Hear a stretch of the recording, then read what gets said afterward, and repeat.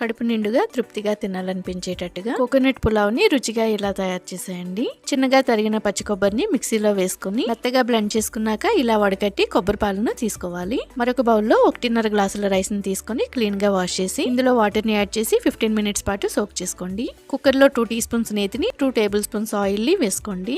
ఇందులో హోల్ గరం మసాలా, సన్నగా కట్ చేసుకున్న ఉల్లిపాయ పచ్చిమిర్చి ముక్కలు, చిన్నగా కట్ చేసుకున్న క్యారెట్ ఆలుగడ్డ వేసుకుని కొంచెం పుదీనా వేసుకుని సోక్ చేసి స్క్వీజ్ చేసుకున్న 1/2 కప్ మిల్ మేకర్ ని వేసుకోండి. 1 టీ స్పూన్ అల్లం వెల్లుల్లి పేస్ట్ ని వేసుకుని చక్కగా వేయించుకున్నాక ముందుగా నానబెట్టుకున్న రైస్ ని వేసి ఒకసారి వేయించుకున్నాక 1.5 గ్లాసుల రైస్ కి 3 గ్లాసుల కొబ్బరి పాలను వేసుకోండి.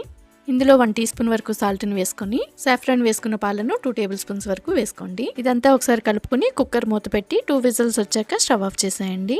లాస్ట్ లో కొత్తిమీరని వేసుకుని సర్వ్ చేసుకోండి. కోకోనట్ పులావ్ కమ్మగా చాలా రుచిగా ఉంటుంది.